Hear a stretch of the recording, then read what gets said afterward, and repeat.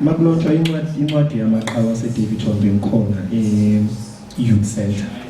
So I was very inspired ngabo baba bethu abayithula babulitwaba nobaba Mthibe bangenzela umsebenzi wabalula bayenzelane lokusho ukuthi umsebenzi ube lula, so that we cover our stories and we cover our township because we have such a wonderful history. Because for also nomlando we-Daveyton, I think like Brima banayo ama-years but then one thing I want to say about ama-icon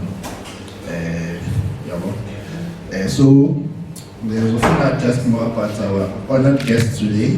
Some of our learners that were teaching do not know the history of Daveyton. You use a Daveyton Amaqhawe because we're used to saying Daveyton. It's Daveyton, Germiston, Santon, out Santo, or Germiston. It's Germiston, Bryanston, so Daveyton. So most of the kids that we taught do not know the history of this township. Now, the history on its own is about the big people. History, my Bala, about the big people, the famous people. The townships, Mapalele, Alex, and so on, about the history of those townships. But as we looked around, we realized with the Daveyton, the town has no recorded history of the personalities. Fundiswe. After school, the boys were so I turned, put it away. So it went about 3 years until the school was built. We talked later about Kgalema and Madingwane schools, because those two schools are named after one person. Yes. Kgalema and Madingwane are named after one person, but that's a history of the school. But we will talk about it later on if we are invited to speak about it. So basically, we wanted to record the history of Daveyton. And obviously, these are not the only people who play the role. There are many others. But all of us seated here, I'm sure we have our own stories to tell.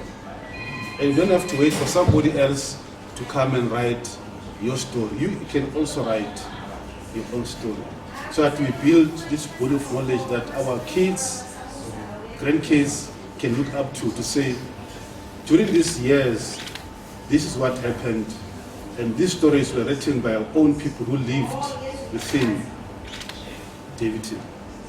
DPP left Madingwane because there was a tribal conflict.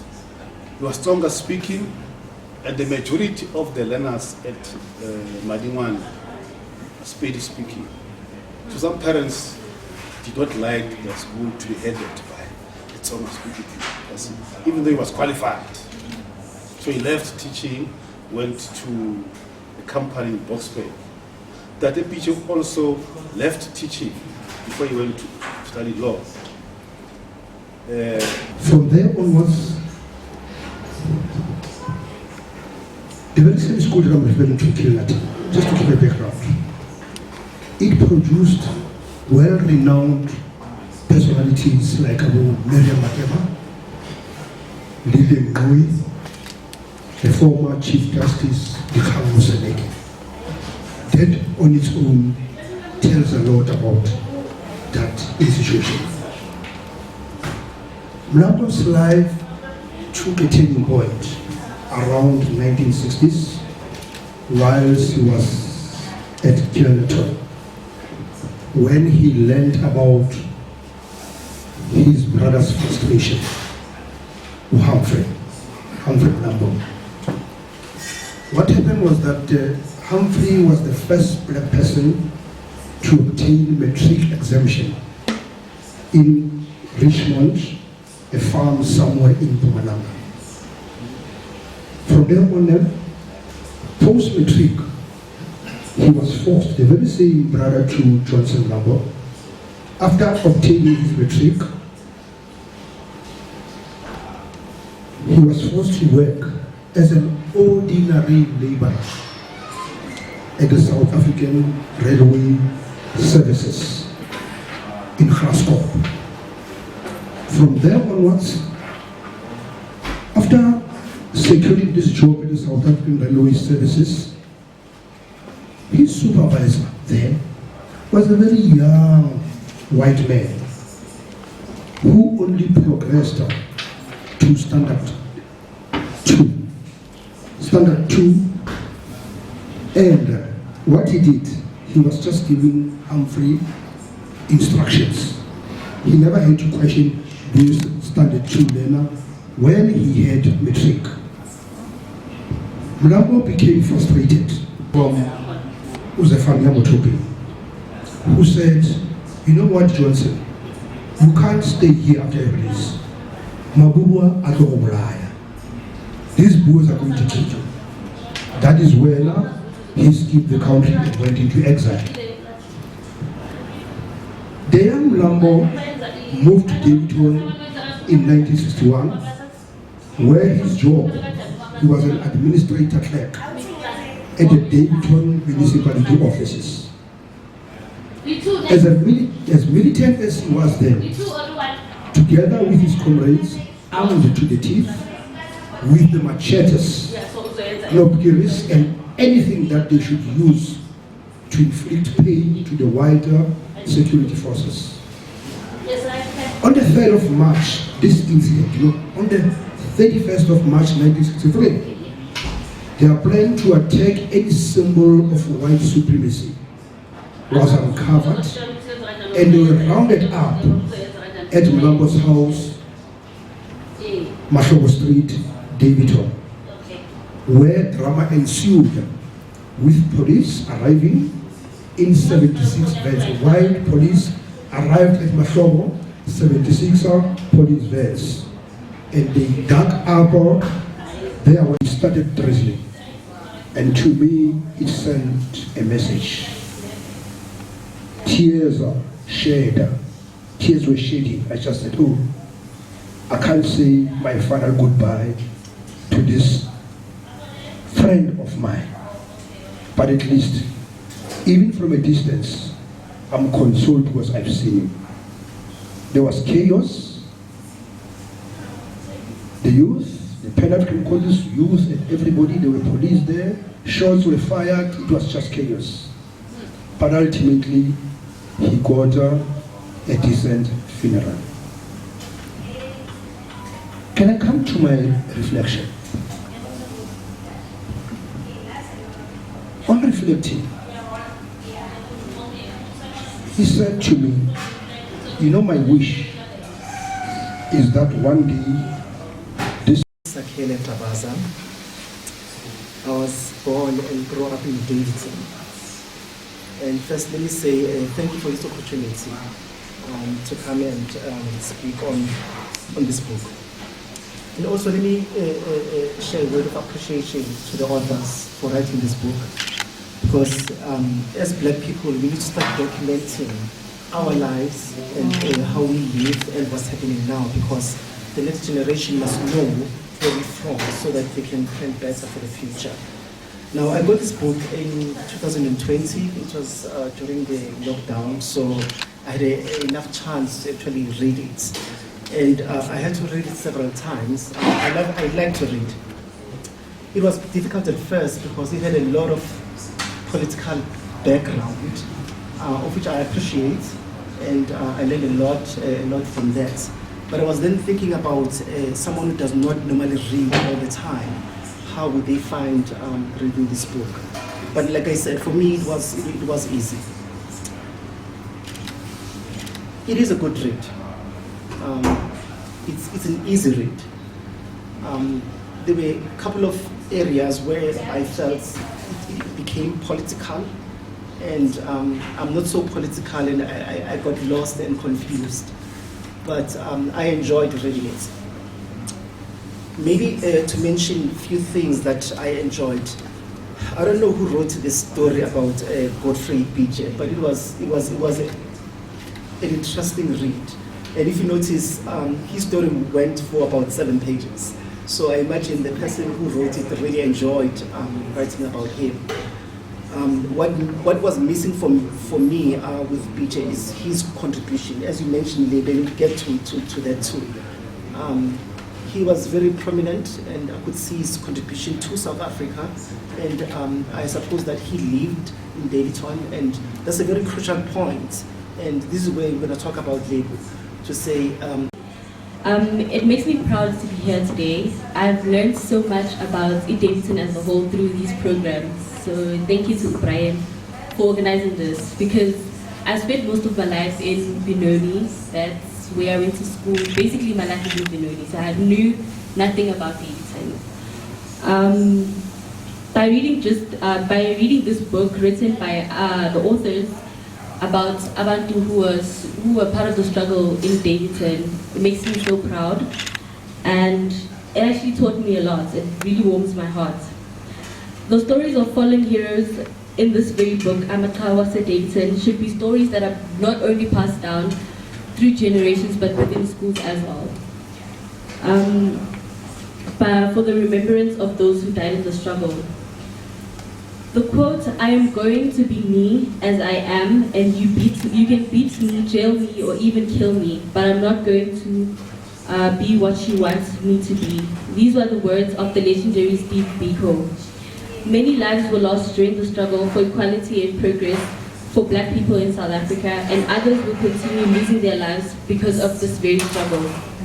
3 individuals have stood out for me with the same values and beliefs, following the supreme ideology of Black consciousness. Just like all heroes, they were willing to sacrifice themselves for the betterment of their people. These men were Godfrey Makhabani, Johnson Mulambo, and Petros Ndova. With similar backgrounds, different journeys, and the same mindset, these men managed to change lives of many people through their passion, which is law, the arts, and education, or purely through seeking justice. They thrived because of their strong will, determination, and selflessness. This should be an inspiration to many others who live in this country to always fight for what they want, no matter how difficult things get, no matter the consequences, no matter the circumstances. These men remind me of how much I can achieve when I put my mind to it, and doing it with absolute excellence. As I stand here today, I wish and hope their legacy lives on throughout generations and that their lives are celebrated. Thank you. Indaba yale ndawo esikuyo le iBrima Cafe. So kuno baba la ubaba uMekwa owakhe isikolo i-Music Academy of Gauteng. I think indodana yakhe le ndawo le. Hence sikhethe le ndawo ngoba nabo umlando omncane nje waseDaveyton la. So uBrian igama lakhe Mekwa inkuyophile restaurant la eDaveyton. So ubaba yakhe is one of the people abakhona la encwadini. So I want to ask, from a musical point of view,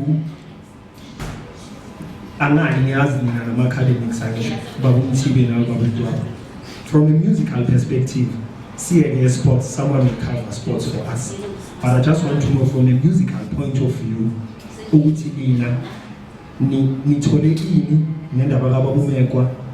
and then what should be done in music, and especially jazz in Daveyton, because from what I know, i-Gauteng Music Academy of Gauteng iqalela eDaveyton eBashet. Ukhona bobaba uVictor Ndlazilwane, who is also covered in the book, and ubaba uMekwa, who is also covered in the book. So I want to know the musical side, kancane nje briefly, ukubuza ukuthi kwenzakaleni and what happened and what needs to be done moving forward ngendaba ye-jazz and the musical content eyaseDaveyton. The same thing that happened to Ibrahim Iso in 1900, it happened 100 years later. But now we're talking about the moral issues in these years. As a result of that, Ibrahim Iso was actually recognized. That's where you go to California. There is a hospital that is called Ibrahim Iso Memorial Hospital. As well. in order for us to be able to preserve their writing, as Ivutatuka, we had a vision, and our vision, it was to have a gallery of stories. And having a gallery of stories, it is whereby their works can be displayed. And maybe even nama sessions whereby maybe let's say twice a month or once a month, we come and have a sitting like this. We begin to discuss imisebenzi yabo abayibhalile. Not only eyabo kuphela, but there are many writers, we understand. And the angle that people write as well is different. So what they have written Amaqhawe as a Daveyton, it is their angle, you see. So you might question some other things, but now you need to understand that as an author, authors, they are different, and authors, the way they put their works into paper, it's going to be different as well. And the way the stories will be perceived is going to be different as well. So now, bona, the angle that they are writing, ile angle eyoguti, they are writing about people who were from Daveyton, who played a significant role into shaping what Daveyton is, and it extended to our country as well. That brings you to understand the Nelson Mandelas and the Oliver Tambos. They are not the only ones who actually brought Lenkululeko. There are people on the ground who worked tirelessly. We understand. Bazinikezela selflessly. This is how we are going to drive the struggle in order for us to see. So maybe to answer you, how do we preserve that? We need that gallery of stories. That is the only way we are going to be able to preserve these stories, whereby our children and grandchildren will be able to go back and read, as Usisi Ashilo. She is so fascinated in Mukfunda. And in order for her to be able to get those books, it is like gallery of stories, whereby they will be able to read, they will be able to come as young people, discuss what has been written. If they don't understand, that is where our authors, they come in and begin to tell stories. And it will help even people who can't read. Who never had an opportunity, but they are very much eager to know and to understand what is happening in their backgrounds. We can have a gallery of stories where